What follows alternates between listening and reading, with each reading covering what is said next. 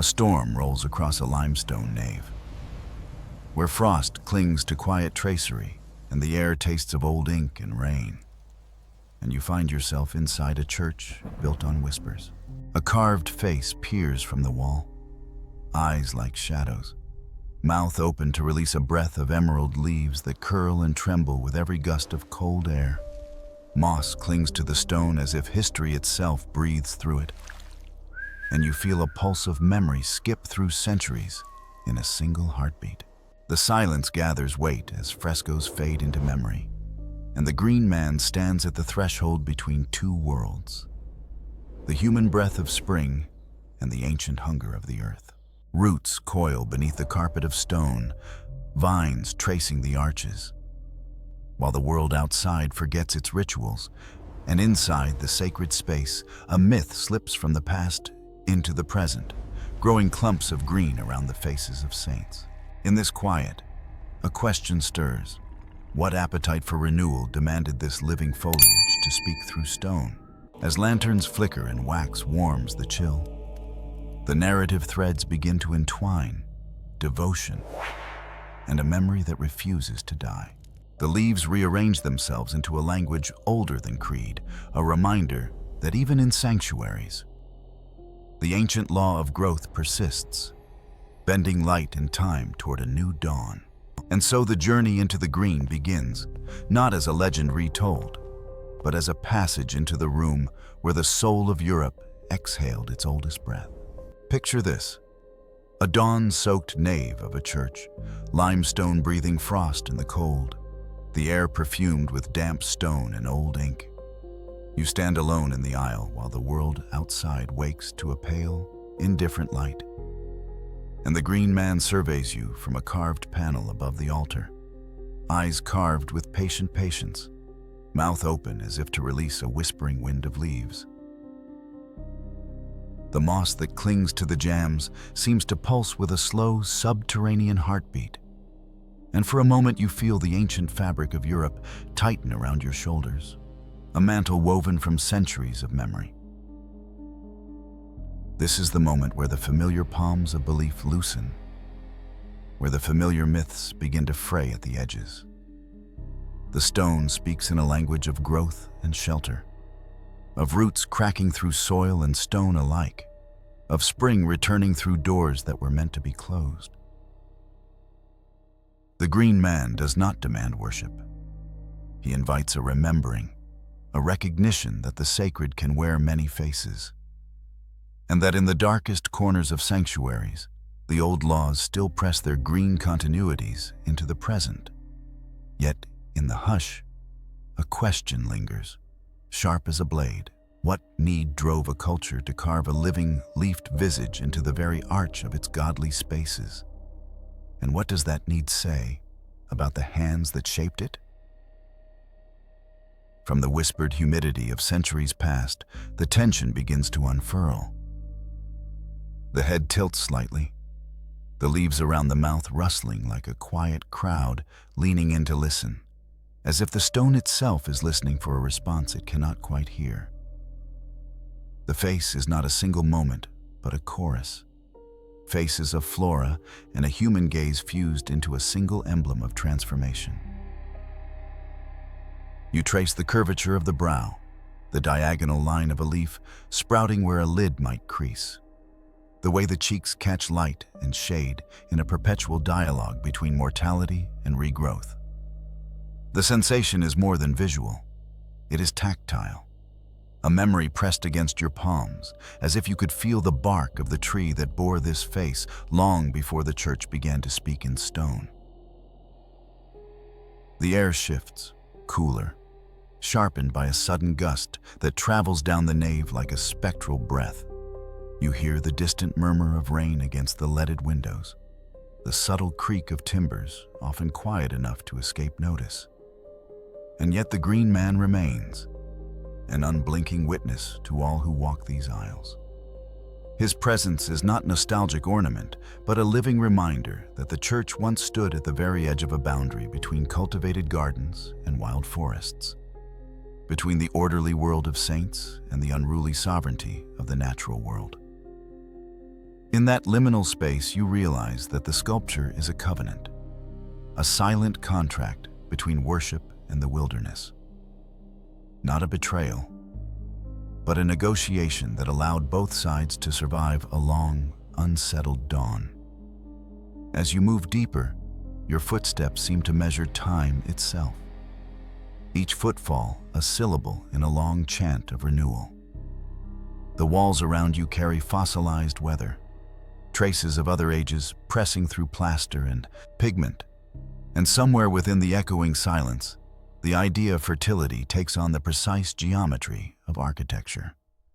The leaves around the mouth do not merely frame a face, they frame a promise that life will sprout again, that soil will yield fruit, that the cycle of decay and rebirth will persist even when the world trembles under the weight of empires and dogmas.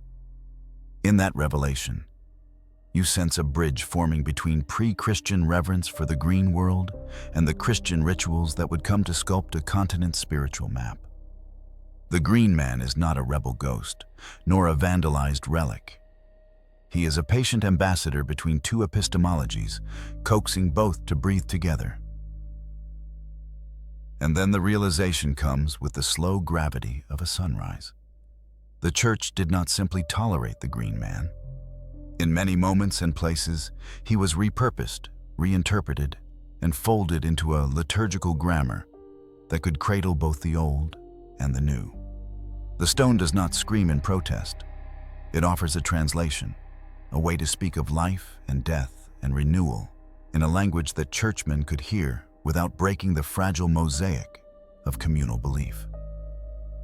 You consider the possibility that devotion itself was not a straight line from point A to point B, but a braided path where symbols could drift, shift, and endure. The green man becomes a map of those migrations, a visual atlas of how a people can hold on to memory even as they commit to new creeds. As the light shifts again, the carving seems to settle into a quiet, resolute breathing, a testimony that art and faith can inhabit the same breath without exhausting one another. The leaves, now almost a chorus, curl around the human, features with patient guardianship, suggesting that authority does not threaten sanctity, but reinforces it through continuity. If you listen closely, you can almost hear the muted rustle of the forest outside, the unrecorded songs of birds and wind, a reminder that the sacred and the wild were never truly apart. In this small chamber of stone and air, the cycle continues. Memory awakens, belief adapts, and the living wood of history keeps insisting that to be human is to endure, to regrow, to sanctify the world even as you acknowledge its wounds. If you stand long enough, the green man ceases to be merely a carving and becomes a witness to a larger truth. That every church, every sanctuary, every moment of quiet devotion is a site where old gods whisper through new words, where the land teaches the faith to some depth beyond doctrine. The stone holds its breath, and you with it, as the dawn bronzes the glass and the moss breathes back the ancient chorus. The awakening is not a single gesture, but an ongoing ascent, and you are invited to walk this ascent with open eyes, to witness how faith and earth, stone and leaf, memory and meaning, pressed together in the shared air of a continent forever learning to be whole. Picture this: a rain-washed cloister on the edge of a forest, where the air tastes of wet soil and distant thunder. And you step into a world where stone remembers fields of barley and sun-warmed bread. The green man looks back from a weathered tympanum, not as a relic of whimsy, but as a hinge between two ages. His leafy crown glistens with dew, a small galaxy of green that refuses to yield to time. You feel the pulse of old rituals gathering momentum beneath the limestone, as if the cathedral itself exhales a memory of sacred groves that predates the first crosses carved into wood and stone. In this moment, the memory of the old gods is not hidden, but almost visible, like mist threading its way through every column and arch, inviting you to peer beyond the official story into a landscape where fertility, renewal, and reverence have never ceased to shape human life. We begin not with certainty, but with a tremor of questions. The green man, with his human eyes and lips of leaf, emerges at the threshold of Christian space as if he had waited for centuries to be admitted into a new choir. In the pale gray of dawn, you notice how the foliage around the face mirrors the seasonal cycles. Spring's first green pushing through bark, summer's dense shade, autumn's crisp shedding, winter's bare breath. Each leaf is a page in a weathered manuscript that speaks of growth as a universal law, a law that insists that life must keep returning, even when empires rise and fall. The pre-Christian world is not a distant memory here. It sits in the marrow of the stone, a quiet kinship that refuses to die when the altar is constructed of consecrated timber and saints' relics line the aisles. This is the moment when you begin to sense that the green man is not a rival to the church, but a resident of its memory, a living bridge between rituals of the earth and rites of the heavens. To understand the threshold, you must walk it slowly, letting the textures speak. The roughness of the stone against your fingertips feels like a skin, a weathered membrane through which the ages breathe. The carving teaches a language of continuity, roots that push through soil and through legend, branches that stretch toward light while still fastening themselves to a sacred frame. In the forested visage of the green man, you glimpse the same eyes that watched over harvests and rites of renewal long before the first bells tolled for Sunday. The mouth, open as if inviting a breath of wind, hints at a dialogue between human longing and natural law, a dialogue that the church found useful to translate into a common liturgy. The leaves themselves carry a quiet fermentation, a sense that life within matter is a sacred process. They do not merely adorn the face. They affirm the doctrine that the world remains vibrant, that fertility is a blessing given to communities who learn to live with its risk and wonder. And so the threshold becomes a map of cultural negotiation. The ancient vines that curl along the archways weave through Christian iconography, suggesting a continuity of reverence rather than a simple replacement. In the dim glow of candles and the soft hiss of bees in an old garden outside, the idea that sacred space must expand to hold both soil and sanctuary gains traction. The green man is not an anomaly, but a mnemonic device, a symbol that helps a society remember that the divine can be approached through the language of growth and renewal, as well as through the language of sacrifice and salvation.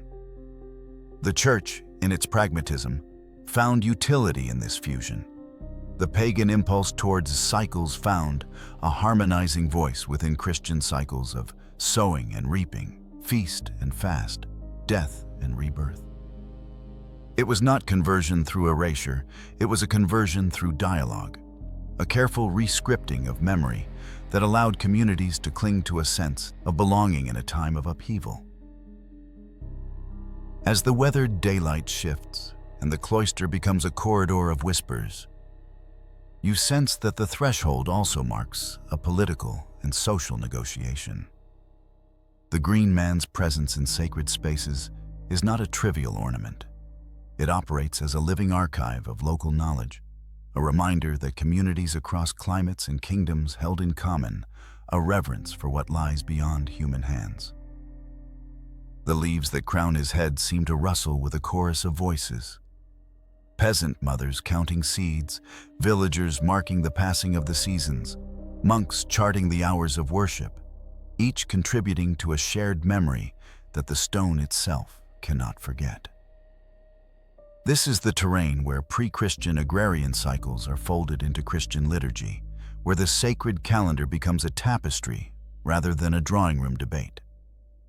And in that tapestry, the green man appears again and again, not as a symbol of conflict, but as a symbol of continuity, a reminder that the earth's abundance can be sanctified if language and ritual are willing to walk side by side. The anatomy of the forest on stone is a study in persistence. The leaves around the mouth shimmer faintly with the breath of 1,000 springs.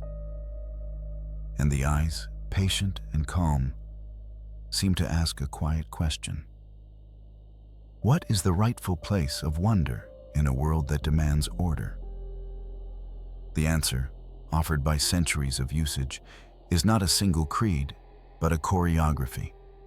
Images of the natural world placed within the scaffolding of sanctuaries, teaching the faithful to see in every season the possibility of grace. The green man thus becomes a pedagogue of memory, a tutor who refuses to let the past become merely a museum piece. He invites you to consider that fertility is not a reckless impulse, but a sacred economy, that renewal is a churchly virtue as much as any sacramental rite. The foliage around the human visage does not overwhelm the figure. It amplifies the figure's humanity by reminding viewers that humanity itself is inseparable from the living world that sustains it. In this light, the threshold feels less like a barrier and more like a doorway through which a long lineage of practice, belief, and wonder passes, carrying the weight of history into the present moment. When you finally step back, you realize that the pagan threshold was never a line drawn in stone, but a conversation that continued to shape the church's identity. The green man has humbly become a witness to that conversation, a living testament to a shared vocation, to honor the land that feeds us, while honoring the God who calls us to mercy, generosity, and stewardship. The threshold remains, but it is no longer a barrier. It is a conduit, a corridor through which a multitude of faiths, expressions, and memories have learned to breathe together. In this shared breath, you hear the faint cadence of choirs that sang in different languages at different times, now harmonizing in a single, enduring refrain. The green man has learned to speak in green as well as in ecclesiastical Latin. And in his quiet, enduring speech, you glimpse the future the church would need, one that welcomes the living world as ally rather than rival, one that treats the cycle of growth as a liturgy in its own right. The threshold dissolves into a larger question. How do we carry the memory of the earth into the rituals that bind a people together? And if the answer lies in listening, then the green man becomes not a figure of division, but a guide to unity, a symbol that keeps open the gate between what was and what will be. In the hour after dawn, the chapter room opens like a chest of memory, and you find yourself drawn toward a different kind of door. The green man reappears not as a solitary figure, but as a nuzud in a network of carved witnesses who inhabit the margins of many sacred spaces. The room is filled with soft drafts that carry the dust of old scrolls and the faint scent of dew on bark, a reminder that the natural world has always written its own ledger beside human scripture. You sense that memory here is not static. It travels along grain, along the creases of stone, and along the breath of those who listen for it. The archive is alive, a living library where every leaf is a page, and every knot a footnote to a sprawling, seasonal commentary on belief. The green man becomes your guide not by speech, but by invitation. He leans forward in the curvature of the arch, his face composed of hundreds of tiny narratives that converge into a larger truth. Each leaf pattern, each vein of a root motif, echoes a tale of cultivation, of harvest rituals, of protection over seed and soil. When you touch the cool stone, the texture answers in a language of memory. You are touching centuries of agrarian wisdom, of communities who learned to honor the land, and while embracing the mysteries of the heavens. It is as if the sculpture is whispering a map of how to live, how to plant with intention, how to protect the vulnerable, how to celebrate the sweetness of fruit when the season grants it. The chapter room becomes a theater of voices from the past, murmuring not to confuse, but to deepen. You hear the cadence of farmers reciting blessings over a plow, priests counting days in the solar cycle, children learning to weigh grain, poets listening for the exact moment when rain becomes poetry. The green man's visage collects these voices like dew on a spider's web, keeping them safe within the lattice of leaves that crown his head. The living archive does not erase difference. It gathers variety and shows how difference can enrich a shared life. In this sense, the forest within stone is not a retreat from community, but a different way to belong to it. As the narrative threads weave together, you notice a shift in your own perception of time. The archive does not compress history into a neat timeline. It expands it into a continuous thread that runs through seasons, generations, and landscapes. The church, once seen as a fortress of fixed doctrine, reveals itself as a conductor of collaborative memory, a place where holy and earthly languages learn to speak in the same breath. The green man polishes this idea with a quiet insistence. Renewal is not merely a personal transformation, but a civic act. A daily practice of cultivating attention to the living world and to those who depend on its rhythms. The leaves tremble with micro winds that carry the smell of rain-soaked soil. And in those tremors you recognize a persistent invitation to care for what sustains us all. The archive also prompts you to confront fear.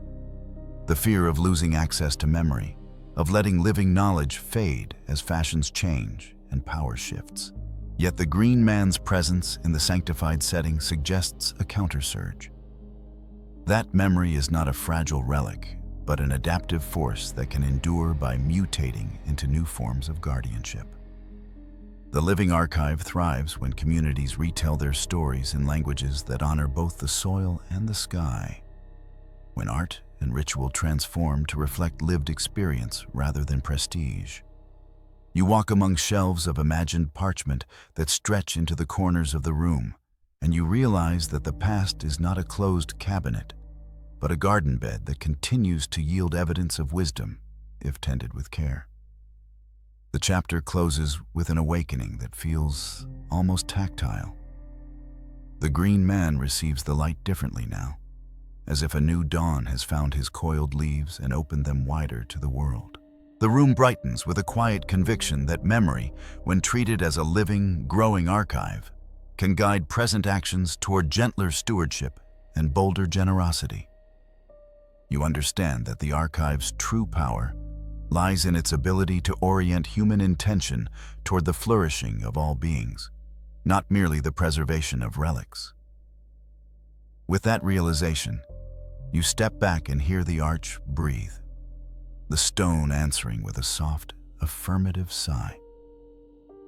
The living archive accepts you as a reader and a participant, someone who can carry forward the responsibility of memory into acts of care, cultivation, and kinship with the earth. The green man remains a patient witness to this ongoing conversation, a living emblem of how a culture can remember and renew itself without losing sight of the wild heart at the center of life. Dawn returns with a different invitation, a council of light filtering through stained glass that casts a mosaic of color across a quiet nave. The green man shifts in the carving, his leaves catching a spectral gleam as if he is listening to the first bird song outside and the last sigh of rain inside. You step into a space where memory has become a field, and every visitor enters as a caretaker, a sower of questions who will plant ideas and wait for them to take root. The air carries the scent of damp wood and distant herbs, a sign that kitchens and gardens are not far from prayer, that sustenance is a form of blessing, and that the sacred and the edible are linked by a long, braided history. In this chapter, the archive expands again, not to overwhelm, but to invite a different harvest, the harvest of memory as practice. The green man's face is a map of gestation, showing how growth requires soil, patience, and care. Leaves ripple with the motion of a gentle breeze that travels through the stone like a rumor, carrying stories of field and field worker, oven and monastery herb garden, well and cistern. You realize that memory is not a distant archive, but a living pair of hands, one that remembers and another that acts on what is remembered. The church, as a living organism, has learned to grow around the truth that the land provides and that people must tend what sustains them. Forefront here is a ritual economy, a practice in which acts of care become liturgy. You observe how congregants bend toward light when they read from parchment that smells of earth and rain, how farmers pause to offer a blessing upon the harvest that feeds the community, how children learn to count the days by the waxing and waning of crops, rather than merely by the clock. The green man nods slightly, as if approving this extended calendar, as if his own leaves were part of a larger calendar that spans both cathedral and field. The leafwork becomes a ledger, every vein a record of seasons entered into memory, every corner of the carving a note in a communal ledger that values growth as a sacred apprenticeship. This is a chapter about listening as much as it is about speaking. The Living Archive teaches that to truly remember is to hear the needs of others. The farmer who asks for more rain with a quiet prayer. The child who asks for a garden where ants and beetles can live without prejudice. The elder who asks for wisdom to guide generations yet to come. The green man gathers these voices in the curvature of the arch, a chorus that makes the stone resonate with a call to stewardship. You feel a kinship with all who have tended these lands, with those who have carved altars in fields of barley, with the healers who trusted the soil as a partner in healing. The memory, it seems, is not a passive record, but a living tangle of reciprocity. As the chapter progresses, you notice how the building itself begins to teach you how to move within it. Steps become a rhythmic dialogue with the structure.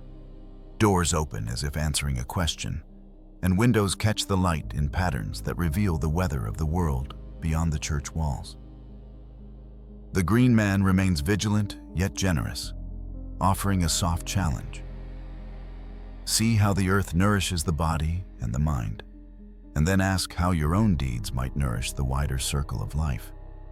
The memory invites responsibility, not guilt. It invites a forward-facing ethic that honors history by acting with care toward future generations, toward the soil that will remember if you remember it first. In the closing passages, the chapter returns to the idea of harvest as more than a season. It is a practice of gathering knowledge, of collecting moments in which people slow down to notice the invisible threads that connect seed to song, field to feast, stone to story. The green man's leafy crown glitters with tiny dew diamonds, and the eyes in his carved gaze seem to soften into an almost human smile. A quiet acknowledgement that the world's abundance is a gift given to those who protect it with love and discipline. The memory becomes a living orchard. Branches reach toward the light, roots hold firm in the dark earth, and every fruit that ripens in the season becomes a sign that time has not betrayed us, but entrusted us with the work of care. When you step away, you carry with you a sense of responsibility to tend, to share, to learn, and to remember in action as much as in thought.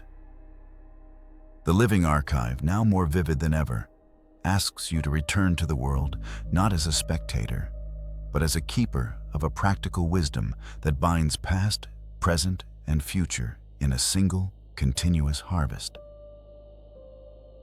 Morning light spills through a high window onto a quiet nave, coating the pews with a pale gold that feels almost sacramental in its simplicity. The green man's figure seems to lean closer to you, as if the leaves themselves have learned a gentler way to listen. And the air carries the faint scent of pine and damp earth, a reminder that the forest has never truly left these walls. You sense that the chapter you hold in your hands is not only a record of what has happened, but a declaration of what might be possible if memory remains flexible and alive. The stone, the wood, the glass, and the living green all conspire to teach a single lesson. Continuity does not require rigidity. It requires care, attention, and the willingness to adapt with kindness to new circumstances. The narrative voice echoes softly through the chamber, not as a single speaker, but as a chorus of many. The green man, though carved in stone, feels almost porous, like a doorway through which wind from past centuries travels freely. Leaves shimmer with the light that filters in, and each shimmer seems to carry a small message from a long line of caretakers who have tended gardens, chapels, and orchards with the same patient devotion. In this sense, continuity becomes a vow to remain attentive to the living world while honoring the memory of those who built and tended these spaces before us. You walk along the aisle and notice how your footsteps align with a rhythm that predates you, a cadence of repetition and renewal that suggests the church is less a fortress of dogma and more a shared workshop for the cultivation of wisdom. A shift emerges as you listen more closely to the ambient conversations of stone and leaf. The green man does not demand a grand gesture. He invites small, steady acts of reverence that accumulate into a larger, sustainable sense of belonging. It is in these micro-rituals, the polishing of a pew, the careful placement of a plant, the slow reading of a prayer that mentions rain and seed, that the memory becomes a living contract. The chapel is filled with the quiet energy of people who have learned to marry craft with care, to weave practical knowledge with spiritual aspiration. The gardener who waters the hedges, the monk who writes down a blessing for drought, the mother who teaches children the names of herbs. These figures, though ordinary, form a network of virtue that grounds the sacred in daily life. As the chapter unfolds, the green man reveals a further dimension of continuity: hospitality. He suggests that sacred spaces thrive when they open themselves to visitors who bring different stories and different ways of knowing. The memory, once a closed archive, becomes a living porch where neighbors, travelers, and locals are welcome to share bread, song, and questions. The idea of sanctuary expands beyond the walls of the church to include gardens, orchards, schoolyards, and village squares, each becoming a miniature sanctuary where life is tended with the same careful counsel that governs a nave's rites. In this expanded sense, continuity is not about preserving a pristine past, but about sustaining a living process that supports the fragile web of life that makes a community possible. The chapter culminates in a quiet invitation to act. The green man's gaze moves from the leaves to the people who walk in and out, with hands full of harvest and hearts full of questions. He seems to say that the true legacy of memory is not a trophy of ancient glory, but a culture that can grow through generosity, responsibility, and collaboration. The memory is a seed bank of practices that can be reimagined for present needs: drought-tolerant planting, shared meals that teach ecological literacy, seasonal festivals that honor both soil and spirit. The living archive thus becomes a communal garden of wisdom in which each generation adds a new row of insight and care. As you step toward the door, you feel a sense of forward motion that is at once hopeful and pragmatic. A promise that continuity will carry us forward only if we continue to tend it with humility and courage. The green man returns one last time to your side, a quiet guardian whose leafy crown catches the light just so. Dawn returns again, but this time the light feels warmer, as if the day itself has learned a kinder way to greet memory. The green man stands at the threshold with a slightly softened expression, leaves glistening with dew that mirrors the first spark of confidence you feel within. The nave hums with a quiet assurance, a sense that return is not a retreat, but a gathering of what has been scattered across time into a single, lucid arc.